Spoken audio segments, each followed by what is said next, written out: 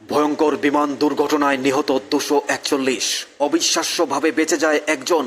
আহমেদাবাদ থেকে লন্ডনগামী বিমান উড়ানের মাত্র 5 মিনিটের মাথায় ভেঙে পড়ে ডাক্তারি হোস্টেলের উপর। ডাক্তারি ছাত্র 7 জনের মৃত্যু, আহত 50-এর অধিক। গুজরাটের প্রাক্তন মুখ্যমন্ত্রী সহ ব্রিটিশ, ভারতীয়, পর্তুগিজ নাগরিকের মৃত্যু। সর্বশেষ খবর 241 জনের মৃত্যু। প্রধানমন্ত্রী নরেন্দ্র মোদী আজ নিহত পরিবার পরিজনদের সাথে দেখা করবেন, ঘটনাস্থল পরিদর্শন করবেন এবং আহত ব্যক্তিদের সাথে কথা বলবেন হাসপাতালে গিয়ে। পৃথিবীর বিভিন্ন দেশ থেকে শোকের বার্তা এসেছে ভারতীয় নাগরিকদের, ভারতবর্ষের প্রধানমন্ত্রীর কাছেও। প্রধানমন্ত্রী সহ সারা ভারতবাসী শোকস্তব্ধ। আহমেদাবাদের চারিপাশ আকাশ বাতাস ভারী হয়েছে পরিবার পরিজনদের আত্মচিৎকার আর কান্নায়। ঝলসে গেছে বিমান, জ্বালানি মজুদ ছিল।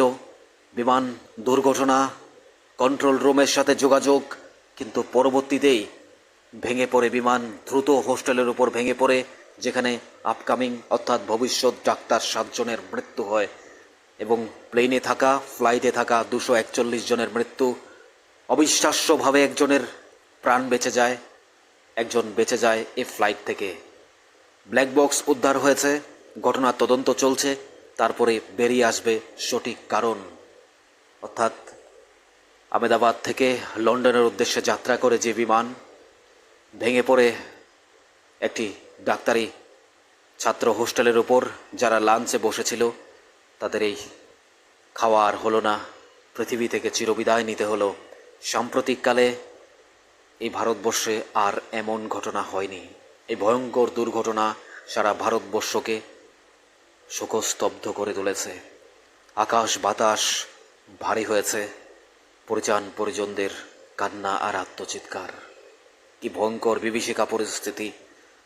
দেশের স্বরাষ্ট্রমন্ত্রী, অসামরিক বিমান পরিবহন মন্ত্রী, প্রধানমন্ত্রী নরেন্দ্র মোদী ঘটনাস্থল পরিদর্শন করছেন এবং সারা ভারতবাসী শোকস্তব্ধ। কোনো ভাষা নেই কিছু বলার। যে বিমান লন্ডনে যাওয়ার উদ্দেশ্যে রওনা হয়েছে, হাসি মুখে যাত্রা করেছে, আর দেখা হলো না পরিবার, ব্রিটিশ নাগরিক, পর্তুগিজ, ভারতীয়দের। আর কখনো মায়ের মুখ, পরিবারের মুখ, মাতৃভূমির মুখ কখনো দেখা হবে না।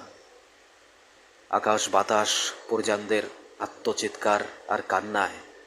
কি ভয়ঙ্কর পরিস্থিতি, কিভাবে এই বিমান ভেঙে পড়ল, ঘটনার তদন্ত চলছে।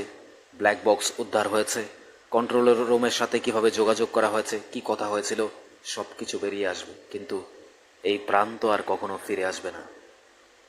কত সহজে মৃত্যু ডেকে আনলো, কত সহজে মৃত্যু হয়ে গেল। অর্থাৎ মৃত্যুকে কেউ আটকাতে পারে না, সে যেভাবেই হোক না কেন। আজ পরিবার পরিজন কিভাবে ভেঙে পড়েছে। মাননীয় স্বরাষ্ট্রমন্ত্রী, অসামরিক বিমান পরিবহন মন্ত্রী প্রত্যেকের সাথে দেখা করেছেন, ঘটনাস্থল পরিদর্শন করেছেন। আজ মাননীয় প্রধানমন্ত্রী নরেন্দ্র মোদী তিনি ঘটনাস্থল পরিদর্শন করবেন। আমেরিকা, রাশিয়া, চীন সমস্ত জায়গা থেকে, সমস্ত দেশ থেকে শোকের বার্তা এসেছে। কিন্তু ব্রিটিশ নাগরিক, ভারতীয় নাগরিক এবং পর্তুগিজ নাগরিকের মৃত্যুতে সারা দেশ জুড়ে শোকের বার্তা।